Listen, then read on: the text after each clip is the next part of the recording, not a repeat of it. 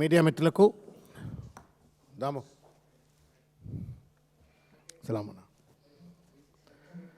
Media మిత్రులకు అదేవిధంగా 50 మంది తెలంగాణ సమాజానికి ప్రజలకు ముఖ్యంగా సినిమా పరిశ్రమలో పనిచేస్తున్నటువంటి పెద్దలు కావచ్చు, కార్మికులు కావచ్చు, లేకపోతే సినిమాలు చూసేటువంటి ఒక అభిమానులు కావచ్చు, అందరికీ కూడా హృదయపూర్వకంగా నమస్కారం.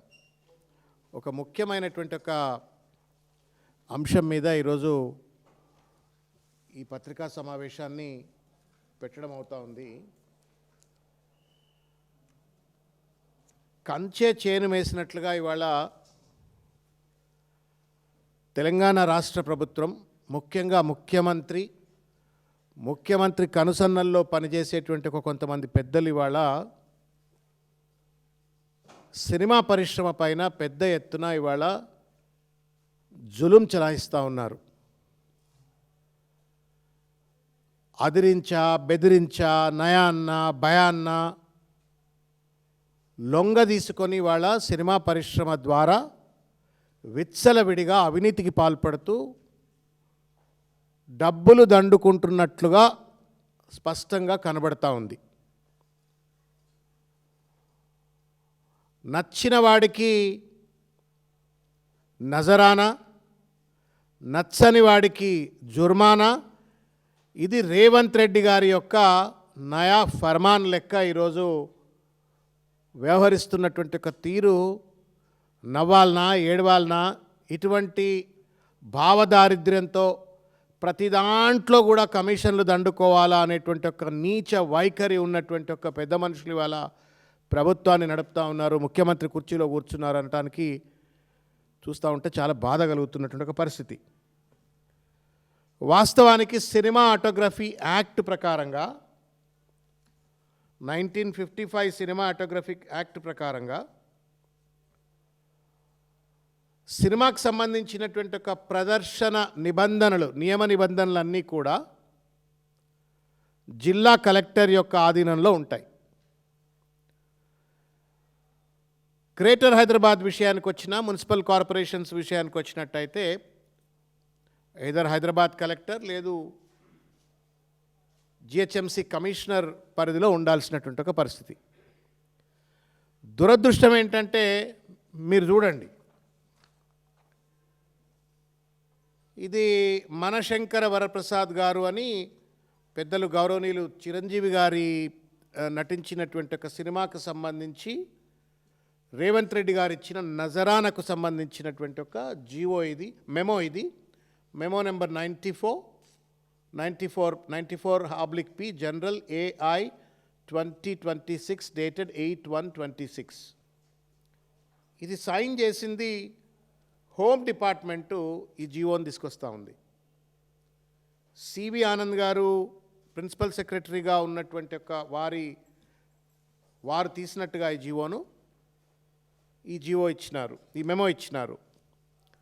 తర్వాత రాజా సాబ్ మెమో 92P జనరల్ 2026 సేమ్ మళ్ళా 8/1/2026 నాడు రాజా సాబ్ అనేటువంటి ఒక సినిమాకు కూడా home department special chief secretary కార్యాలయం నుండి ఈ మెమో ఇచ్చినట్లుగా మనకు కనబడతా ఉంది. నేను ముఖ్యమంత్రి రేవంత్ రెడ్డి గారిని అడుగుతా ఉన్నా, మీరు ముఖ్యమంత్రి, అన్ని శాఖలపైన మీదే అజమాయిషీ ఉంటుంది. ఏ కారణం చేత సినిమాటోగ్రఫీ మంత్రి సినిమాటోగ్రఫీ డిపార్ట్మెంట్కు సంబంధించినటువంటి వాళ్ళు నిర్ణయం తీసుకొని సంబంధిత జిల్లా కలెక్టర్లో లేకపోతే మున్సిపల్ కమిషనర్లో ఇవ్వవలసినటువంటి యొక్క మెమోలను, పర్మిషన్లను హోమ్ డిపార్ట్మెంట్కి సంబంధించిన ప్రిన్సిపల్ సెక్రటరీ గారు ఎందుకు ఇస్తూ ఉన్నారు? అంటే ఏంటి? హోమ్ డిపార్ట్మెంట్ నీ కింద ఉంది కాబట్టి, నువ్వు చెప్పినట్టుగా నీ శాఖ పనిచేస్తుంది కాబట్టి, కలెక్టర్ల చేతిలో ఉన్నటువంటి అధికారాలను, జిహెచ్ఎంసీ కమిషనర్ చేతిలో ఉన్నటువంటి అధికారాలను, మరి ముఖ్యంగా సినిమాటోగ్రఫీ మంత్రికి ఉన్నటువంటి అధికారాలను లాక్కొని నువ్వు ఈరోజు ఈ అడ్డమైనటువంటి ఒక జీవోలు ఇచ్చి కమిషన్లు దండుకుంటున్నట్టుగా స్పష్టంగా కనబడతా ఉంది. చిన్నపిల్లగాడిని అడిగినా why is that in the place of a collector a principal secretary home is giving అంటే రేవంత్ రెడ్డి గారు, ముఖ్యమంత్రి కార్యాలయము, రేవంత్ రెడ్డి గారు వీళ్ళందరూ కలిసి పెద్ద ఎత్తున ఇవాళ సినిమా పరిశ్రమ పైన జులుం చేస్తూ కమిషన్లు దండుకోవడం కోసం మాత్రమే ఈ యొక్క జీవో ఇచ్చినారేమో అని చెప్పని అనుమానం కలుగుతుంది. ఇదే మాట 10 సంవత్సరాలు మంత్రిగా పనిచేసినటువంటి ఒక హరీష్ రావు గారు ప్రభుత్వ పనితీరు ఎట్లా ఉండాలా, నియమ నిబంధనలు ఎట్లా పనిచేయాలా అని చెప్పని అవగాహన ఉన్నటువంటి ఒక వ్యక్తిగా, రాజ్యాంగం పైన చట్టం పైన అవగాహన ఉన్నటువంటి వ్యక్తిగా కోమటిరెడ్డి వెంకటరెడ్డి గారిని కూడా ఇదే ప్రశ్నించినారు. ఏమయ్యా మరి మీరు ఇష్టం వచ్చినట్టు అన్ని మాటలు మాట్లాడే మీరు మీ మంత్రిత్వ శాఖలో ఉన్నటువంటి ఒక నిర్ణయాలు ముఖ్యమంత్రి కార్యాలయం ఎట్లా తీసుకుంటుంది, అసలు నీకు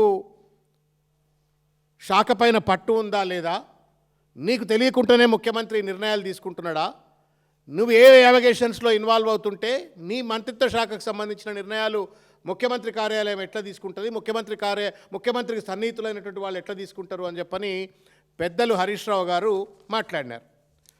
మాట్లాడితే అదేదో తప్పన్నట్టుగా మళ్ళా హరీష్ రావు గారి పైన దాడి చేసి ఏదో తప్పించుకునేట్టుగా ప్రయత్నం చేస్తూ ఉన్నారు. నేను వరుసపెట్టి మీడియా మిత్రులను, తెలంగాణ ప్రజలను కూడా ఒక్కసారి క్రొనాలజీ ఆఫ్ వీడియోస్ దయచేసి నేను చూడాలని చెప్పని నేను కోరుతున్నా. మొట్టమొదలు మాట్లాడిన వీడియోని ఒక్కసారి ప్లే చేయండి. నేను సినిమా ఇండస్ట్రీ గురించి పట్టించుకోవడం ఎప్పుడో బంద్ చేసిన. నేను మొత్తం చెప్పని ఆయన అడిగేదానికి ఒకరు అడిగితే కదా, సినిమా ఇండస్ట్రీ గురించి పట్టించుకోవడం బంద్ చేసిన. పుష్ప తర్వాత నేను కొత్త బెనిఫిట్ షోకు, సినిమా టికెట్లకు పెంచమని నా దగ్గరికి రావద్దు అని వారం 10 రోజుల కింద కూడా ఏదో టీవీలో ఇచ్చిన. మొన్న ఆ మధ్యలో 2 రిలీజ్ కానీ, నిన్నగాక మొన్న ఒక రిలీజ్ కానీ, రేపు రిలీజ్ కాబోయే కానీ నా దగ్గరికి ఫైల్ రాలేదు. ఆ 2 సినిమాలు కూడా నేను ఎట్టి పరిస్థితి అప్లికేషనే పెట్టుకోవద్దు, నన్ను కలవద్దని చెప్పినా నన్ను ఎవరు కలవడే కలుస్తలేరు. చూసిండ్రు కదా, నేను పట్టించుకోవడం మానేసిన తర్వాత కొత్త బెనిఫిట్ షోలకు సంబంధించి ఎవరూ నా దగ్గరికి రావద్దు, తర్వాత ఆ ఫైలు నా దగ్గరికి రావద్దని చెప్పినా, ఫైలు కూడా రాలేదని చెప్పని ఆయనే చెప్పి నాకు తెలియకుండా నిర్ణయాలు తీసుకుంటున్నారు అనేటువంటి ఒక విషయాన్ని స్పష్టంగా కోమటిరెడ్డి వెంకటరెడ్డి గారు క్యాబినెట్ మంత్రి హోదాలో ఉన్నటువంటి ఒక పెద్ద మనిషి మాట్లాడినట్టు ఒక మాట. ఇది మాట్లాడగానే ఏమంటాం, ఎవరైనా బాధ్యత కలిగినటువంటి ఎవరైనా అంటారు, ఏమయ్యా నీ మంత్రిత్వ శాఖల నీకు తెలియకుండా, నీ దగ్గరికి ఫైల్ రాకుండా మరి ముఖ్యమంత్రి కార్యాలయమో లేకపోతే హోమ్ డిపార్ట్మెంటో ఎట్లా సంతకం పెడుతుందా, నువ్వు మంత్రివా లేకపోతే నువ్వు ఇంకేమైనా వేరే పనులు చేస్తున్నావా, మంత్రిగిరి చేస్తున్నావా, నువ్వు చక్కగా చేయని చెప్పని హరీష్ రావు గారు తనను సూచన చేసేటువంటి ఒక ప్రయత్నం చేస్తే కోమటిరెడ్డి వెంకటరెడ్డి గారు మళ్ళీ మాట్లాడిందో ఒకసారి చూడండి మీరు. సంబంధించిన ఇన్సిడెంట్ జరిగినప్పుడు ఇక ముందు బెనిఫిట్ షో కొత్త రేట్లు ఇవ్వమని చెప్పి అసెంబ్లీలో నేను, ముఖ్యమంత్రి గారు ప్రకటించిన మాట వాస్తవమే. కానీ ఆ తర్వాత ముఖ్యమంత్రి గారు సవరించి మేమందరం కూర్చొని మాట్లాడుకొని ఒకవేళ పెంచితే 20% సినీ కార్మికులకు ఇవ్వాలనేది కండిషన్ మీద కొన్ని సినిమాలకు ఇస్తే కోర్టు అబ్జెక్షన్ చేసింది. ఆ సమయంలో నేను హైదరాబాద్లో లేను, మా జిల్లాలో తిరుగుతున్నా, మున్సిపల్ ఎలక్షన్ కాబట్టి జిల్లా మొత్తం నల్గొండ, భువనగిరి 2 జిల్లాలు నేనే చూసుకుంటాను కాబట్టి ఆ సమయంలో జీవో ఇవ్వడం జరిగింది. అంతే తప్ప ఆయన ఇది మంత్రి గారిని చూస్తే జాలేస్తున్నారు, నా మీద కాదు మిమ్మల్ని చూస్తే జాలేస్తుంది. 10 ఏళ్ళ అధికారం ఉండి ఒక్క ఎంపీ సీట్ గెలవలేదు నువ్వు, ఈ సిద్దిపేటలో కూడా 2000 మెజార్టీ వచ్చింది. మిమ్మల్ని చూస్తే జాలేస్తున్నాయి. సర్పంచులు 20% కూడా గెలవలేదు మీరు. మా దగ్గర మా ముఖ్యమంత్రి గారు ఏ డిపార్ట్మెంట్లో ఇంటర్ఫియర్ కాడు.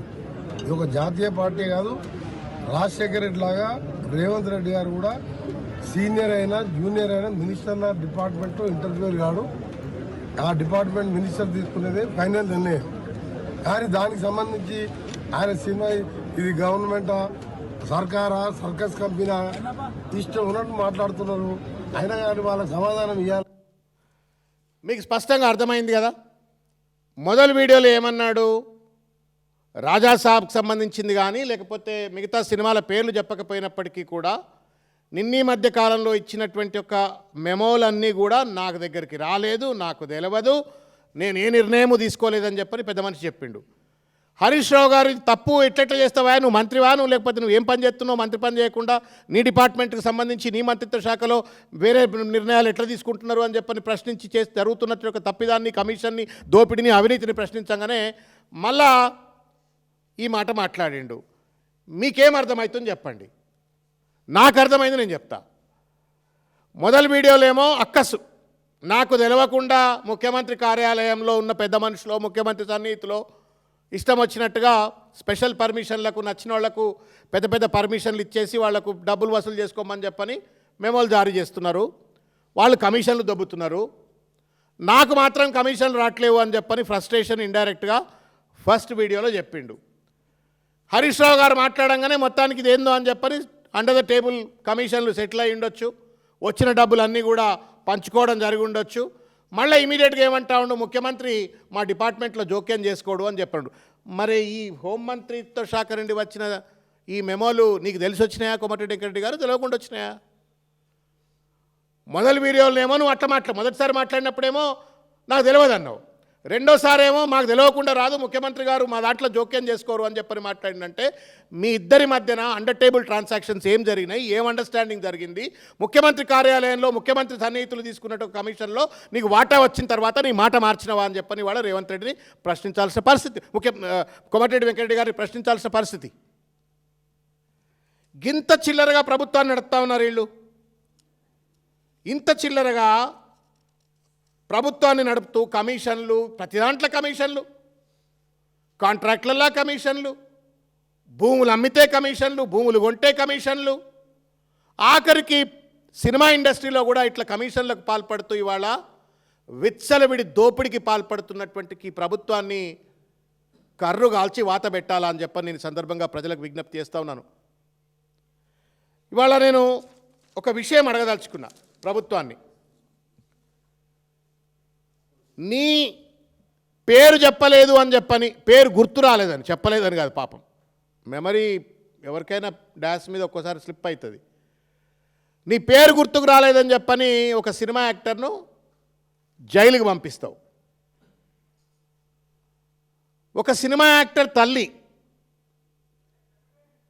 మా కార్యనిర్వాహక అధ్యక్షులైనటువంటి ఒక కేటీ రామారావు గారిని కలిసి I wish you all the best, మీరు మళ్ళా వచ్చే రోజుల్లో మీరే అధికారంలోకి వస్తారు తప్పకుండా అని చెప్పని ఒక తల్లి లెక్క, పెద్ద మనిషి లెక్క వారు ఆశీర్వదించినట్టుగాను ఒక బెస్ట్ విషెస్ చెప్తే, రాజా సాబ్కు నేను మెమో ఇవ్వను, ఈ రేట్లు పెంచుకునేటువంటి ఒక అవకాశం ఇవ్వను అని చెప్పని ఫత్వాలు జారీ చేస్తే మళ్ళీ ఏం జరిగిందో రాత్రికి రాత్రి అర్ధరేత్రి ఇస్తే అది హైకోర్టు కూడా కొట్టేసింది. మొత్తానికి కదా మెమోను కూడా హైకోర్టు సస్పెండ్ చేసింది. ఇదేమన్నా కూరగాయల అమ్మే కంపెనీయా ప్రభుత్వం? ఇదేమన్నా కూరగాయలు అమ్మే దగ్గర అదే ఉంటుంది, టమాటాల దగ్గర టమాటాలు, వంకాయలు, ఆలుగడ్డలు, దావన్న పోతే ఒక రేట్ ఇస్తారు, శ్రీధరన్న పోతే ఒక రేట్ ఇస్తారు, మా అన్న ఇంకపోతే ఇంకో రేట్ ఇస్తారు, ముఖం చూసి ఇష్టం ఇస్తారు. అట్లేమన్నా ఇదేమన్నా రూలా? ఇదేమన్నా రూల్ ఆఫ్ లా లేదా? ఈడ కూరగాయలు అమ్ముతున్నారా సార్ ముఖ్యమంత్రి గారు మీరు? ఒకళ్ళకి జీవోలు ఎందుకు ఇస్తావు? మేము పెంచుకునే అవకాశం ఒకళ్ళకి ఎందుకు ఇస్తావు? ఇంకొకళ్ళకి పెంచుకునే అవకాశం ఎందుకు ఇవ్వవు? ఇంకోళ్ళకు రాత్రి రాత్రి ఎందుకు నువ్వు మెమోలు ఇస్తావు? కోర్టులను ఎందుకు నువ్వు తప్పుదోవ పట్టించే ప్రయత్నం చేస్తూ ఉన్నావు? ఏం ప్రభుత్వమయ్యా ఇది? నాకు అర్థం కాదు. గింత తెగబడి దోచుక తింటారా మీరు? నాకు అర్థం కాదు. దేన్ని వదిలిపెట్టారా ఇక మీరు? ఎవరిని పెడితే వాళ్ళను అదిరియాలా, బెదిరియాలా, బ్లాక్మెయిల్ చేయాలా, డబ్బులు దొబ్బాలా, మళ్ళీ సత్యగురుగి లెక్క జై సంవిధానం చెప్పని మాటలు మాట్లాడాలి. ఎంతవరకు న్యాయం అవుతుంది చెప్పండి? నేను అడుగుతా ఉన్నా, ఆన్ వాట్ బేసిస్? ఇగో ఇది యాక్ట్ అన్నా, నేను టీ చెప్తలే, ఇది సినిమాటోగ్రఫీ యాక్ట్ సెక్షన్ 8 ఏం చెప్తుందంటే, the power of government are district collector to suspend exhibition of films in certain cases. అది మొత్తం అథారిటీ స్క్రీన్ చేయాలన్నా లేకపోతే మిగతా అన్ని అంశాలకు సంబంధించినటువంటి ఒక యాక్ట్ ఇది. ఈ స్పిరిట్ ఆఫ్ ది యాక్ట్ ప్రకారంగా కలెక్టర్ సర్వ అధికారాలు కలిగినటువంటి ఒక వ్యక్తి. నువ్వు కలెక్టర్ ఇచ్చేటువంటి దాన్ని హోమ్ డిపార్ట్మెంట్ ఎందుకు ఇస్తుందంటే, రేవంత్ రెడ్డి గారి హోంమంత్రి కాబట్టి ఆయన కింద పనిచేసే డిపార్ట్మెంట్ అని చెప్పని ఇది ఇస్తా ఉన్నారు. ఇదేం పద్ధతి ఇది? మరి ఎందుకు ఆ సినిమాటోగ్రఫీ మంత్రి, ఎందుకు సినిమాటోగ్రఫీ డిపార్ట్మెంట్, ఎందుకు శాఖను రద్దు చేయ రేవంత్ రెడ్డి? కోమటిరెడ్డి వెంకటరెడ్డి గారికి ఏమైనా, మా జిల్లోడు మా నల్లగొండ కాబట్టి నేను ఎక్కువ తక్కువ ఏమీ అనలేకపోతున్నా, ఏమాత్రమైనా పౌరుషం ఉంటే, నల్లగొండ పౌరుషం ఉంటే, లతిసాబ్ గుట్ట కిందనే ఇల్లు అన్నది, ఏమాత్రమైనా నల్లగొండ పౌరుషం కనుక నిజంగానే కోమటిరెడ్డి వెంకటరెడ్డికి ఉంటే చల్ నీ అమ్మ నీ పదవద్దు నువ్వద్దు, నాకు తెలియకుండా నువ్వు ఇష్టం వచ్చినట్టు నా డిపార్ట్మెంట్లో నిర్ణయం తీసుకుంటున్నావు అని చెప్పని రాజీనామా చేసి ఆడ ముఖం మీద కొట్టి రావాలా. వాస్తవానికి నోరు మంచిదైతే ముఖ్యమంత్రి అయ్యేటోడు కోమటిరెడ్డి వెంకటరెడ్డి కూడా. నువ్వు అంత పెద్ద సీనియర్ మంత్రి ఉండగా నీకు సంబంధం లేకుండా హోమ్ డిపార్ట్మెంట్కి వెళ్ళి నీ సంబంధిత శాఖకు ఆర్డర్లు వస్తే ఇది తప్పు అని చెప్పని హరీష్ రావు గారు అంటే ఆయన పైన మాటలు మాట్లాడే బదులు మీ ఇల్లు చక్కగా పెట్టుకోండి, సపరేషన్ ఆఫ్ పవర్స్ అని చెప్పని అంటాం మనం. ప్రతి డిపార్ట్మెంట్కు కొన్ని పవర్లు ఉంటాయి. ముఖ్యమంత్రికి ఉండే అధికారులు ముఖ్యమంత్రివి, తర్వాత మంత్రులకు ఉండే అధికారులు మంత్రులు, ఏ డిపార్ట్మెంట్ అధికారులు ఆ డిపార్ట్మెంటు. ఒకళ్ళనొకళ్ళు ఇవాళ ఓవర్లాప్ చేసుకుంటూ ఇష్టం వచ్చినట్టుగా ఇవాళ దోపిడీకి పాల్పడితే మీ కమిషన్లు సెటిల్ కాగానే ఏం లేదు అంతా గప్చుప్ అంతా బాగుంది అని చెప్పని మళ్ళీ మీకు మీరే సర్టిఫికేట్లు ఇస్తే ఇది ఎట్లా న్యాయం అవుతుందని చెప్పని అడుగుతా ఉన్నాను. నేను మరొకసారి తెలంగాణ సమాజాన్ని గుర్తు చేయడం కోసం ఒక చిన్న వీడియో రేవంత్ రెడ్డి గారు చూపెడతాను, నేను చూడ్రి. किसी का हत्या होने के बाद, किसी का जान बचाने के बाद, किसी का जान लेने के बाद आज स्पेशल प्रिविलेज मांगे तो ये सरकार में नहीं मिलने वाले. मैं जब तक मैं कुर्सी में रहता हूं तब तक नहीं देता हूं. ఏమన్నాడు విన్నారు కదా, నేను ఈ కుర్చీలో కూర్చున్నంత కాలం ఇటువంటి థియేటర్లలో టికెట్ల రేట్లు పెంచుకునేటువంటి అవకాశం నేను ఇవ్వను అని చెప్పని హిందీలో చెప్పిండు, ఉర్దూలో చెప్తాడు, హిందీలో చెప్తాడు, తెలుగులో కూడా చెప్తాడు. మీకు గుర్తుందా ఆ రోజు मैं अकबरुद्दीन साहब को समझाने के लिए मैं हिंदी में बोलता हूँ అని చెప్పని ఉర్దూలో చెప్తా అని చెప్పని ఇప్పుడు మీరు ఇన్నది ఉర్దూలో చెప్పిన ముచ్చట తెలుగులో చెప్తాడు, ఉర్దూలో చెప్తాడు. నేను అడుగుతా ఉన్నా రేవంత్ రెడ్డిని, ఏం కమిషన్ల కోసమయ్యా నువ్వు అసెంబ్లీ సాక్షిగా చెప్పిన మాటలను మార్చుకున్నావు? ఏం జోకా ఇదేమన్నా పరిపాలన అంటే?